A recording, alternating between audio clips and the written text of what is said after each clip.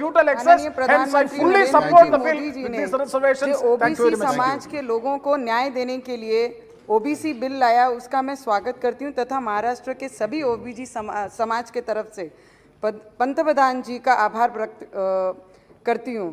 हमेशा महाराष्ट्र में पिछले 2 वर्षों से कुछ भी चीज़ अगर गलत होती है तो बोलते हैं ना, बच्चों की तरह बड़ों पे हम उंगली दिखाते हैं कि अगर ये नहीं हुआ तो ये केंद्र सरकार ने नहीं किया, अच्छा हुआ तो मैंने किया, मुझे अप्रिशिएट करे, अगर बुरा होता है तो केंद्र सरकार ने किया। ये तरीके से पिछले 2 सालों से हमारे महाराष्ट्र में चलते आया है।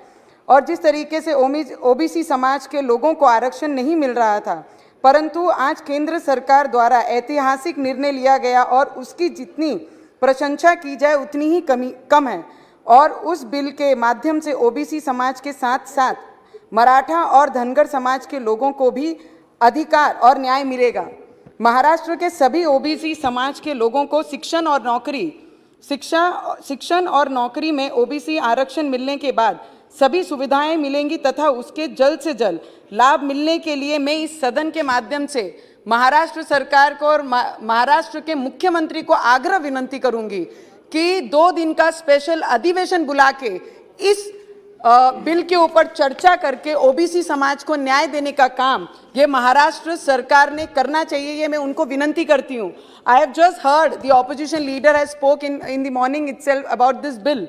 उन्होंने बड़ा अच्छे से कहा है कि पिछले ओबीसी समाज में आज भी कई फार्मर्स, कई गरीब, कई विद्यार्थी आज भी गरीब और मिट्टी के घरों में रह रहे हैं। पर इसके पीछे कारण कौन है? जिन्होंने 70 वर्ष राज किया है वो इसके पीछे का कारण है। ओबीसी समाज को न्याय नहीं मिला पाए। क्या आज जो 7 सालों में जो सरकार यहाँ पे बैठी है उन्होंने जो न्याय देने का काम किया वो गलत है कि आप गलत है? ये आप ही खुद अपने विषयों पे एक बार सोचना बहुत जरूरी है। जिस तरीके से पिछले 2014 से, sir 2 minutes, very important, I am very independent sir, I am neither here, just 1 minute, 1-2 minutes. जब देवेंद्र जी हमारे महाराष्ट्र के, sir 2 minutes, Navneet ji, just sir 1.5. I just want to make a point. Just sir, hold your speech and I'll just you can talk after 1 me. minute. You can Sir. talk after. Just hold a minute. See, there are like more 6 people to speak and there's just 12 minutes. So just stick to 3 minutes, please. Don't make it uncomfortable for me to. Thank you so much. जब देवेंद्र सरकार जी की सरकार, हमारे BJP सरकार जब थी और मुख्यमंत्री देवेंद्र जी थे, उन्होंने एक स्पेशल ओबीसी विभाग बनाया गया था तथा इसके ओबीसी मंत्रालय का दर्जा दिया था। ये पहला ऐसा राज्य है जहां पे आईएएस ऑफिसर नियुक्त किया था। और ओबीसी के लिए जो काम देवेंद्र जी ने किया, कोई भी राज्यों में ऐसा अभी तक मंत्रालय जिसको मंत्रालय का दर्जा मिले, ऐसे कोई भी राज्य में अभी तक नहीं हुआ है।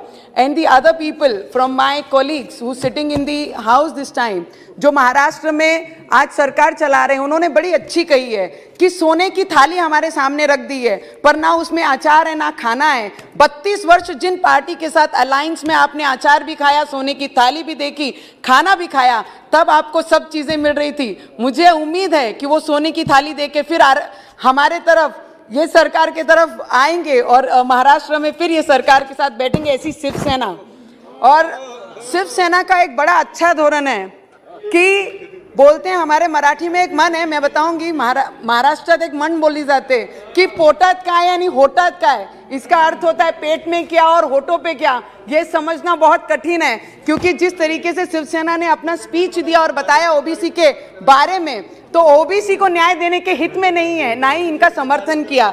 ऐसी ये सरकार है। सर लास्ट 1 minute सर, आई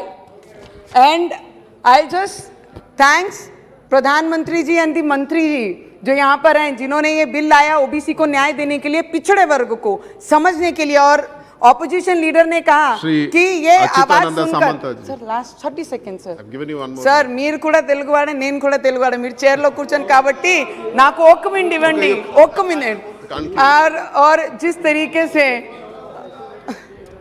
सर, जिस तरीके से ऑपोजिशन वाले ने कहा कि I am from Maharashtra, I am proud of Maharashtra, but I am half part of Andhra and Telangana also, madam. But मैं आपको बहुत बहुत दिल से धन्यवाद करूंगी कि ओबीसी की आवाज सुनकर जो अधीर रंजन जी ने कहा कि आप